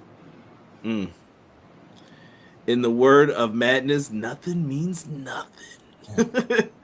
How is Jimmy Uso gonna so-called be back in the bloodline after he called Roman Reigns an egotistical, corrupted, lying, manipulative a-hole recently before that? Make it make sense and cut the jive. The only issue with Jimmy holding the world title is his travel restrictions. Does Jimmy have them? Well, they appeared in at the other shows recently. Yeah, they were, and I know Jay was in Canada back in February, but I don't know. Roman owns the WrestleMania Night 2 main event because that is the undisputed main event of WrestleMania weekend. Yeah. And I don't think Punk and Seth are going to settle for that. Just not who they are. Right. The world title needs to be elevated and out of consolation prize stigma. That's going to be tough. And it's going to take Seth versus Punk to really do it, in my opinion. I think Jimmy versus Jay is your match at 40. McKinney, 1,000% agree with you. I will agree. Jay, yeet, I'm here for it. Give that man some shine. His shine. Yeah, Samoa Joe used to use the champ is here and Annie up before Cena. The champ is here. Actually, I was just watching Joe Punk 3 a little before this at the gym. Bucks got to deal with champs. Yeah, but I'm talking about exclusive shoes. Like, yo, this is the Young Bucks shoes. This is Jimmy and Jay Uso's shoe. Come get it. Nike and them should be jumping on this. I don't see what they're doing. And it's going to be cheaper than Jordan. This ain't like you're going to get this for a good amount of money. The problem is WWE want to meddle in it and they'll be like, we need some Ryback shoes. You know what I mean? Like, what are you doing, bro? What is this? No, nobody wants those. And I think you could have a whole line of them, though. Sean, you ain't rocking some sweet CM Punk shoes if they come out with some dope ones with the shirt and it matches. You would wear that. People would wear that. I would rock CM Punk shoes. I would rock Uso shoes. Yes. When them shoes come out, you better remember who said it. I've been saying this for years now. Give these guys shoes. Let's go back to AEW. Imagine the Lucha Bros with their own shoes that match. The Joker Pentagon shoe. Bro, that would be fire. I don't get it. I just don't get it. If CM Punk dethrones Seth Rollins for the World Heavyweight Championship, it'll be a direct spit in the face of Finn. Quills, I'm going to tell you right now, Finn Balor's face has been spat in before Punk even decided to come back. Agreed. Nakamura, same. Sami Zayn, I don't understand. You had him up here. He fell wayside. Drew, you had him up here. He fell wayside. Dominate Mysterio every week. It's like it's no knock on Dom. I'm just saying, like, he was hot as fish grease, and I don't know, man. This is what we're talking about now, Chad, is because you guys probably think Sean is crazy. Sean just doesn't like WWE. There's legitimate reasons why I don't like WWE. Like, it's legitimate stuff. Enzo got those leopard skin joints, and Kofi with the wing ones were custom. Yeah, they made those, but I'm talking about they need to sign the deal, though, with a custom shoe that is like their shoe sold in the stores. Like, the line is Uso 1s, the Uso 2s, the Uso 3s. Like, that's what people should try to get. Race applies when it genuinely applies in the world of professional wrestling. That is never going to change. They gave Jeff the title because his merch was selling out the store and they wanted to bank on it. But you're right, Triple H wasn't feeling it. Never do. Jey Uso's number 5 in WWE right now in merchandise. That's a little side note for you. Now, 5 is not 1, but how many people have merch in WWE? Everybody, right? I think everybody has a shirt, right? Yeah. He's number 5. I'm just saying. That means something. Don't say you're just saying. Yeah. Now I'm about to vehemently disagree with you on this. Yeah. No, number 5's a big deal. Okay, right. Being on that list, if he had a Bloodline shirt, if he was on that list twice, that's a big deal. I think so. When you're competing against Stone Cold Steve Austin's old shirts, and that's selling. I'm trying to think of who else was there on those lists. From every statistical category, he's over with the fans. He's a great wrestler. He's selling merchandise. I don't know what's going on here, but what am I missing? Oh, Jey Uso's fun and the fans. like to put their hands up and down and have fun with their hip hop music. But you know what? Unfortunately, Jey Uso's not selling any T-shirts. No, Jey Uso's selling the fifth most T-shirts in your entire company. So what's the issue now? And I think you need a mix of that too. While we're talking music, I always feel like Stephanie brought the hip hop music. Her and Shane, that's what they like. Triple H likes Motorhead and the hard rock stuff. Listen, you played the old SmackDown versus Raw games. Yep. There's songs on there that we know just because of that. And I'm sure I know people who are rock fans who will sing Ghostface Kill It to me from SVR 06 or 07, excuse me. Like they'll come in, yeah, and they'll just come in and start rapping the songs. You need a good mixture of both. So no issues with the music wise. Jason says, do you think Triple H looks at Jay as a future main eventer with a title opportunity? Honestly, no. That's my opinion though on Triple H looking at him. It's not only your opinion. It's my opinion too, and I think I can't even talk, bro. Like this bothers me so much. It's like I can see Triple H sitting in a room, and by the way, as the years go by, the less and less I like that guy. I can see Triple H sitting in a room and just like, nah, not Jay, nah. But Paul, he sold 500,000 units in the T-shirt shop. And Sean, this is why I think you should like Roman more, though. Roman took his family. I don't just like Roman. No. But I'm just saying, this is why I think Roman deserves more credit. He pulled a Bret Hart. He took his family back up to the top. Yes, when Owen and Bulldog were on the decline in '96, he was like, no, come back with me. We're about to reform the Hart Foundation, baby. Roman Reigns did the same thing. Where's the Usos? What's going on with all these guys? Nah, bloodline, baby. Let's do this. I'm going to make you a star. Absolutely. That's what he said. When they first booked Roman Reigns versus Jey Uso, I was like, this is a pay-per-view? What? Right. I was like, yo, never would you get my money if this was on PPV. And I watched it, and I was like, yo, that was a compelling story. That was well done. Those Clash of the Champions and I believe it was Hell in a Cell. It's great stuff. Great stuff. Mm-hmm. They did it right, and they told a story with it. Stories that made sense is what made it even better. That SummerSlam, that was just, I don't know what they were doing. Let me get back to these comments. BJ said, but what if they gave it to him tonight? If Drew's interference backfires, but then Seth wins it back next week? That's what I'm saying. You could do something like that if you wanted to. Will it be worth it giving him the belt for a week? I could see them thinking that. Why not? What? BJ?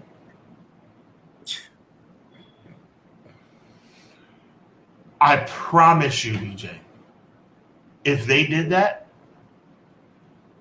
I would be over the moon happy. I would have no problem with it. But WWE wouldn't even do that. That's the thing. That idea you just had would give so many people, especially somebody like me, the ultimate thrill tonight, and it wouldn't even matter. And BG, I want you to follow up with your comment, with another comment when I ask you this question. And anybody can answer, but BJ specifically. Would it bother you? It wouldn't bother me. If he won tonight and lost it next week, it wouldn't bother me a bit, because at least he would have his moment. Conrad, are we going to go through this whole Jey Uso saga and he's never going to have his moment? What was his moment winning the tag title with Cody Rhodes? Was that his moment? Or was his moment the big WrestleMania match with Jay? I don't know. I don't know what the moment's supposed to be. I feel like this is all set up, Sean. You know what I think the moment is? When the Usos get back together. It's the WWE Classic. We're back, Us. Yeah, he saved his brother. Yeah. Like when the Dudleys got back together in Survivor Series 02. They think that's what's going to happen. The problem is people are tired of that trope. Yep. It's a constant trope that they like to use. Matt Lopez asked, do we think Jay could dethrone Gunther? So now it's changed to the mid-card titles. Honestly, no. I don't think they would let him beat him either. No. I don't know who they have do it at this point. You had several options. We've gotten a chance to know M. Leezy a little bit. I know what M. Leezy's doing right now. M. Leezy is trying to make me feel better. And I appreciate you, M. Leezy. I really do. M. Leezy, I love you, my G. But the answer is no. And that's a shame, too. The only thing I think they would give Jay is maybe the U.S. title. That's the only thing I think they would do. Mm. Mm-mm-mm. And that's a shame. I agree with you 100% on the Finn Balor. I'm just making that assessment about the world title. Yeah, I just think a lot of those cats were disrespected already. Salute. Sorry, I'm late. Taking care of my nephew and the family. Terrell, you take care of that fam, bro. Yes, sir. God bless you and the family.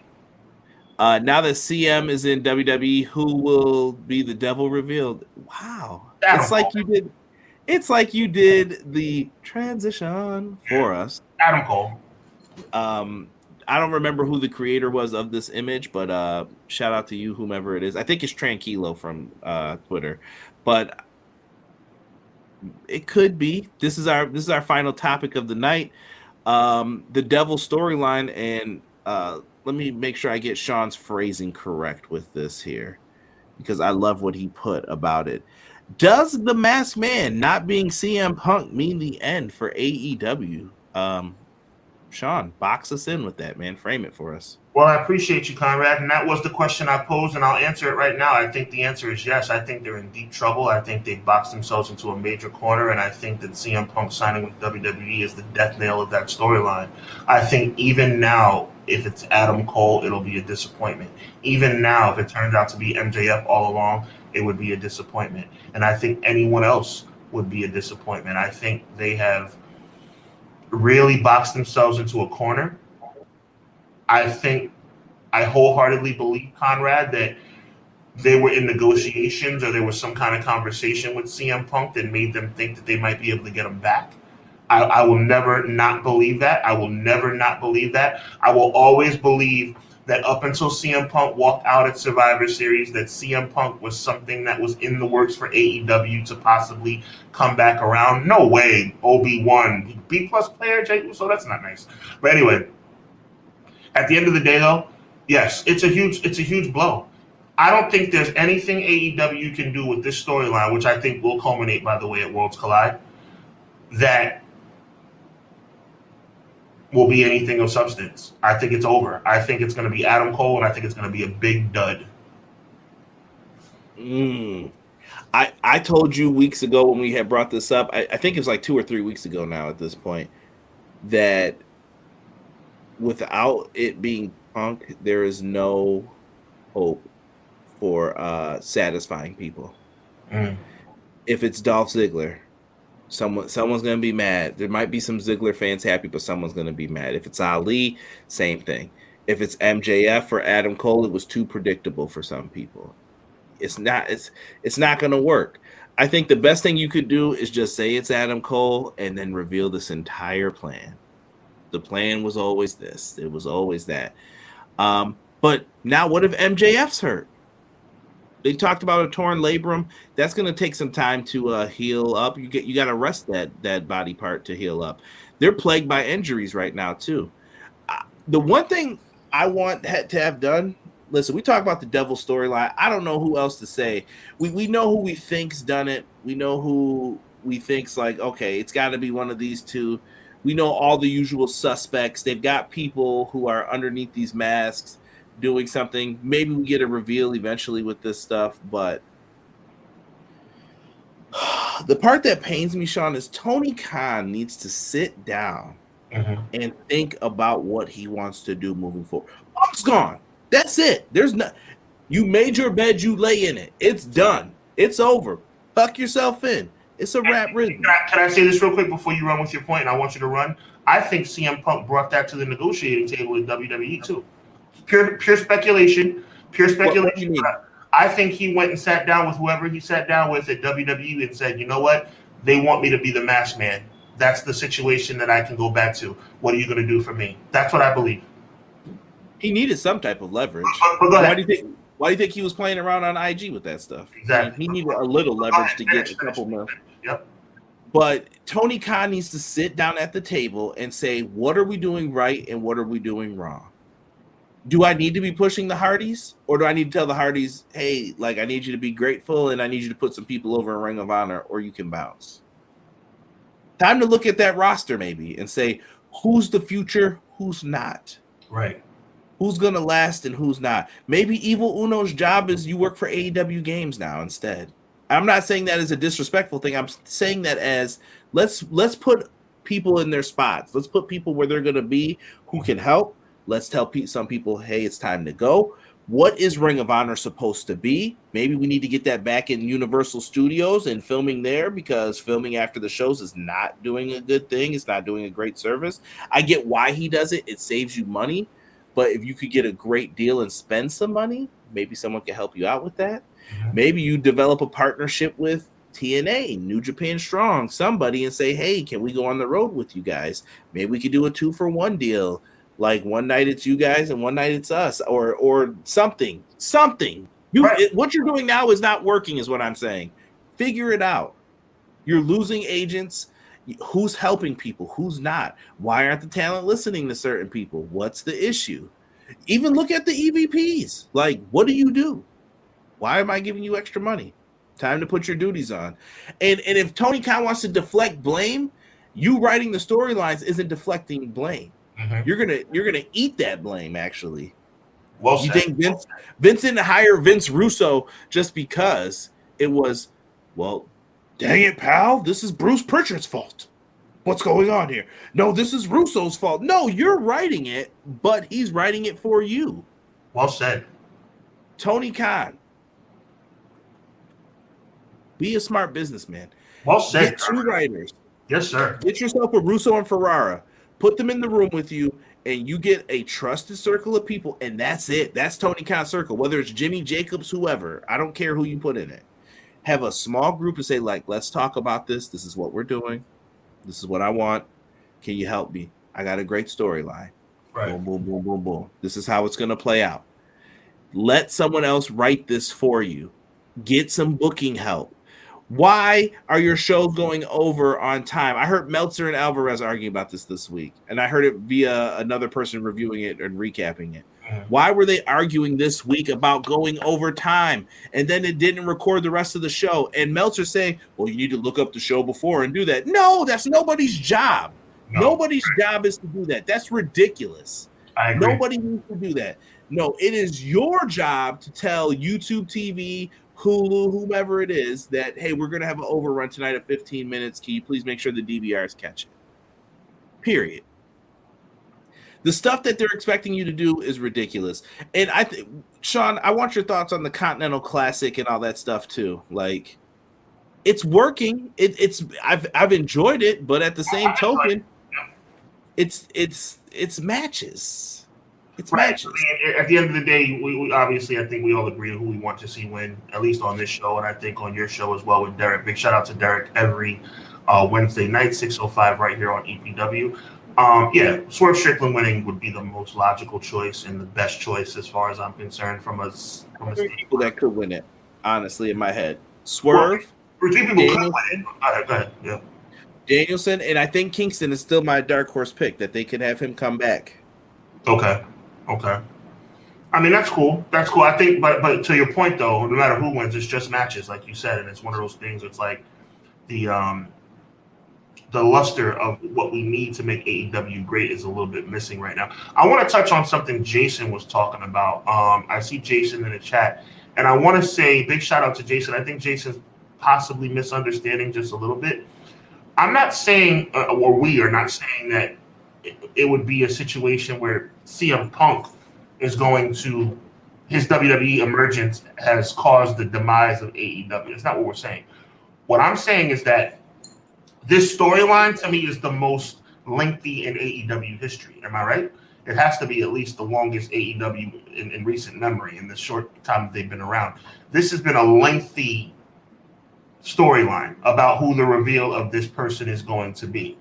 And what I'm saying is, Jason and everybody else in the chat, is that number one, we're not rooting for AEW to fail. We want AEW to be highly successful. There's the last thing we want to see is AEW go out of business. CM Punk wouldn't be in WWE without AEW. Exactly. So we do not want AEW to fail in any way, shape, or form. We are cheering and rooting for AEW. But what we're saying is that this storyline, not having CM Punk at the end of it, is crippling to AEW because CM Punk. Okay, so let me rephrase. If it was The Rock, it would be awesome. If it was Stone Cold Steve Austin, it would be awesome. If it was John Cena, it would be awesome. But that's not possible. The only possible big star to be under that mask would have been CM Punk. And unfortunately, it's not him. So where do you go from here? Anything they do now is going to be a disappointment.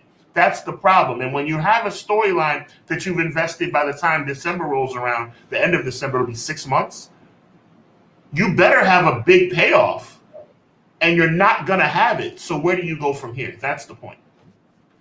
Yeah, and I don't want people to think, oh, CM Punk ended AEW. It's more than just that. It's more than that. It's Cody. It's Punk. It's the stuff with the Elite, the drama that everybody speculates that happened. I don't know. I don't know what their management styles are. It's disorganization throughout the company. Look at their video game. Disorganization. You can see it. Who's in charge of this? And the community manager's like, I don't know the answer. You have to go to talk to AEW Games. They don't respond to me. Who's going to answer me? I don't know. And I don't mean that disrespectfully. I mean that like, well, then someone needs to be placed in charge of this. But they're not seeing these things. And maybe that's what Tony's issue is. Maybe he needs to look at, how do I manage this stuff more effectively? How do I manage this better? Maybe you need to hire a consulting firm. Cushman and Hubbs is open. We can come in now. Let me sit there with a clipboard for a couple weeks. I'll tell you how to do it. You're going to pay off my student loans, but that's about it. Like, I'll tell you, let's talk. I would dig in and I would be on my computer doing my research 24 hours a day for you guys. Hubs, they did box themselves into a corner. Yep, yeah. Let me see. McKinney says the Masked Devil has to be a shocker because at this point, we the fans have ran through the scenarios and it has to be someone we haven't seen in forever because anyone else is going to flop, in my opinion. Sorry. And to piggyback off of that, thank you, McKinney. To piggyback off of that, that's funny. To piggyback off of that, McKinney, who? That's the and I think that's the reason why Conrad and I came up with the subject matter for tonight. It's over now. I'm not saying it's over for the company. Maybe that's where Jason, I don't want to, I don't want to misrepresent the situation, but it's going to flop now. Tell me who besides Dwayne The Rock Johnson, Stone Cold Steve Austin, John Cena, maybe Mercedes Moné if it's a woman. Tell me who it could be that would be a splash at this point. Who? Nobody. If it's Mustafa Ali or Dolph Ziggler, and I love Dolph Ziggler, it would probably get booed, Conrad. It would probably get booed. Tell me right now, if Mustafa Ali is the guy, you don't think that Long Island, New York would boo him out of the building? I don't know if it would get booed. I think it'd be that awkward, like, what? Woo! I think I think online would flame them more than the reaction live. Some people be like, oh, it would be awkward. It would be that, see you on Wednesday for Dynamite. We'll be live in Panama Beach City, Florida, the greatest wrestling city in the whole wide world. All right. If the Devil isn't Adam Cole, which would be a dud, but if it isn't him for storyline standpoint, I'm not sure who it could be. It better not be Jack Perry. I will stand on that. If it's Jack Perry, oh my God, bro. You do not reward someone who cost you millions and Yo, can I talk about CM Punk-ish for like 2 seconds? Yes. CM Punk is the #1 merch seller in AEW and WWE. How is that possible? It's mind-numbing, bro, that you did this. I'm sorry to say it. CM Punk's a problem. He's causing issues. Well, now it looks like he was right. Yep. That's all you're doing is proving him right. And that's why he cut that boring promo last week. I'm saying this. Oh, you're a CM Punk fan. How could you say this? It sucked. The promo was not that good. I shouldn't say it sucked. It was mid. All right. That's the best way to put it. Right. It was mid. It was very it felt like somebody wrote that and handed it to him. And he didn't feel like CM Punk when he was talking until the end, until he was like, I'm not here to make money. I'm here to make friends. That felt like a CM Punk line. You cannot blow this. CM Punk, here's what you did. When Punk came, you did this. You leveled up. Now you can't level back down. You can't. Now you're at this standard, period. Well, what are you going to do? That's why Sean's feeling this way about this. I'm just telling people, like, come on, dog. Come on. You got to bring it if you're going to bring it. When AEW continues to succeed despite one big name being gone, I will try not to say I told you so. They're going to continue, though. Tony Khan's pockets are long. That's not the issue. The issue is, how do they get the momentum back, Jason? And they needed to make a splash, Jason. And by the way, you have nothing. I see the comment. You have nothing to apologize for. We love you too, man. Welcome. All this is accepted. We love this, man. But you have nothing to apologize for. They needed to make a splash. This storyline is the biggest. Is it too much hyperbole, Conrad? The biggest storyline in AEW history? I won't say that. I'll say maybe the biggest mystery storyline. Okay. I like the Hangman Page and Kenny Omega saga, and I really like the CM Punk MJF storyline. I thought that was okay. So we'll roll with that. We'll say it's the biggest mystery storyline. If Jason, I'm singling you out, Jason, just so you feel me a little bit more. If it's Jack Perry under that mask, bruh. It would be bad. It would be really, really, really bad. I think he might get booed bad. Like, well, and I don't mean like in heat kind of way. I mean like, go away. I don't want to see you anymore. Because there's going to be fans that hate him. They're going to blame him, just like the Danielson blame. Danielson does not deserve any of the blame. You know, CM Punk is gone. Do you know why? It was because of the choices CM Punk made, not Bryan Danielson's decision. Right. Tony Khan made the decision, and that was due to his lack of leadership. And the same go for the EVPs who didn't want to sit down and talk. What Punk said, let's work together. That's what could have probably saved all of this from happening, but you ain't want to do it. So that's on them.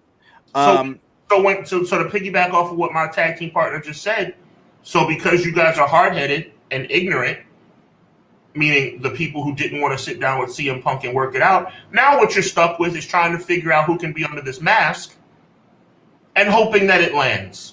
And when it's Adam Cole, everybody's going to say, man, we saw that coming a mile away. Or if it's Dolph Ziggler or Mustafa Ali, we're like, wow, that's okay. Or if it's Jack Perry, unbelievable, terrible. It better listen at this point. Now you have, bro. It needs. They better hope John Cena and Vince McMahon have a major argument, or like somebody talks about John Cena's family and John Cena. It better be John Cena now. It better be The Rock.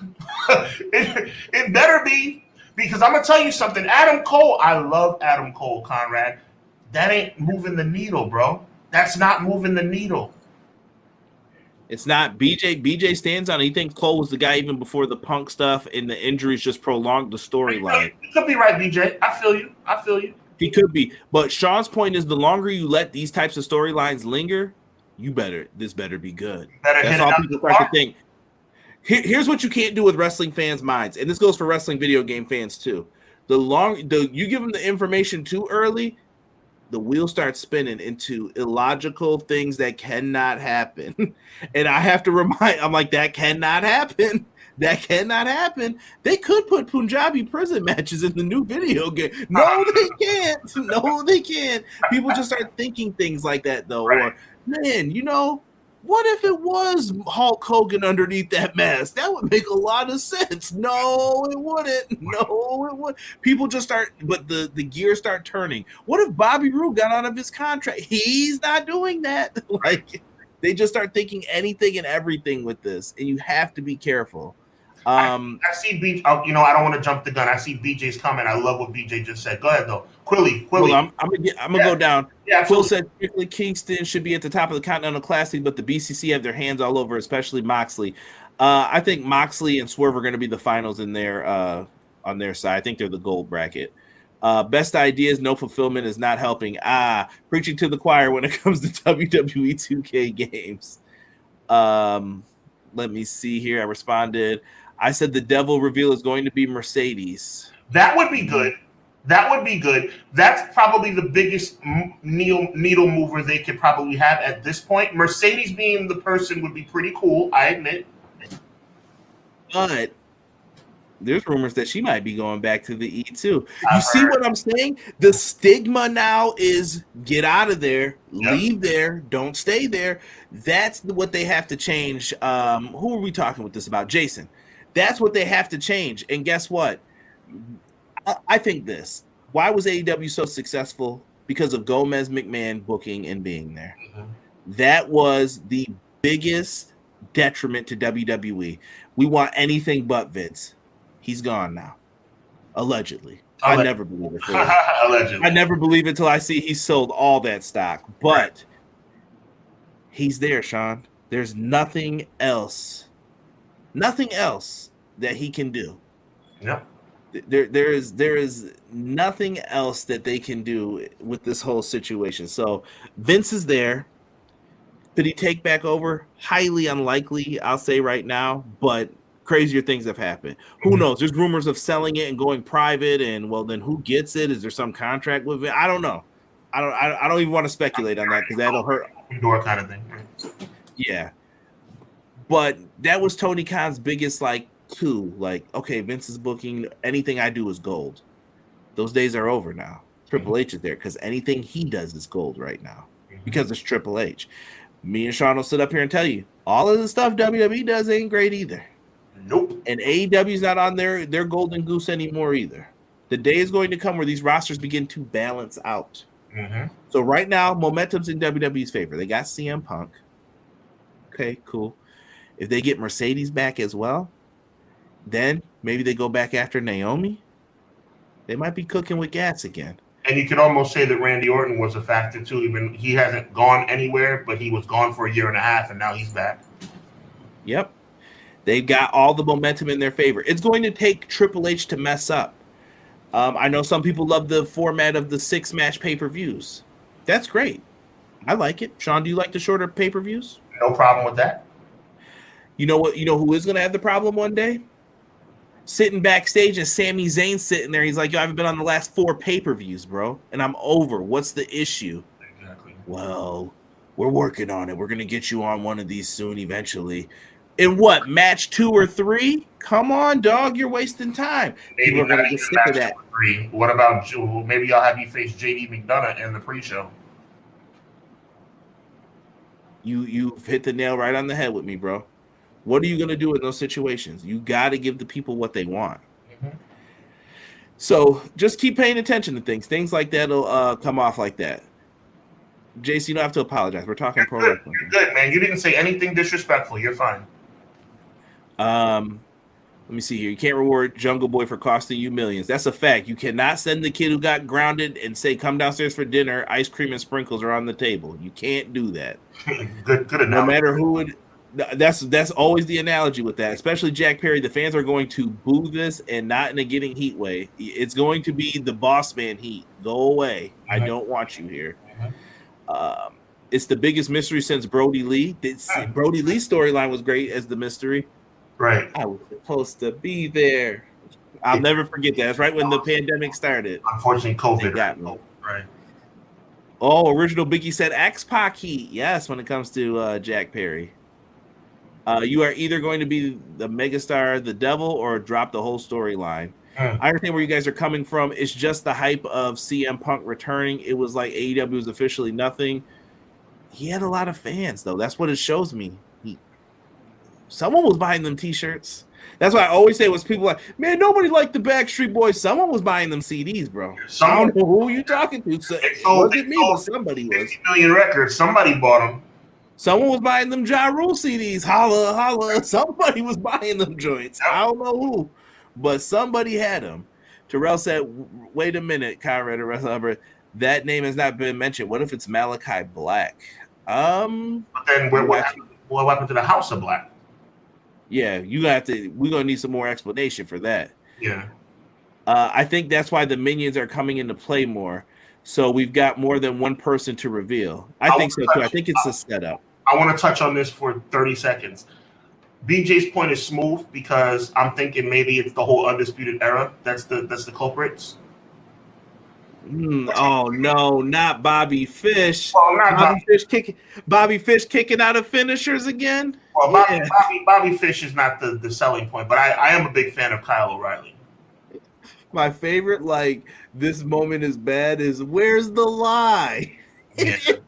Nobody. No, like that point BJ brings up about it being more than one person. It could be Adam Cole with the Undisputed Era, which would be kind of like, I mean, it would be good, but it still wouldn't move the needle. Right. And then it makes you wonder how are Roderick and them involved. I think one of the people were revealed last week in a sneakily way.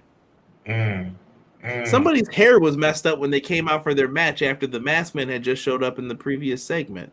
And one of these dudes are a little muscular. He's known for power bombing people a lot. Just saying. Wardlow? Oh boy.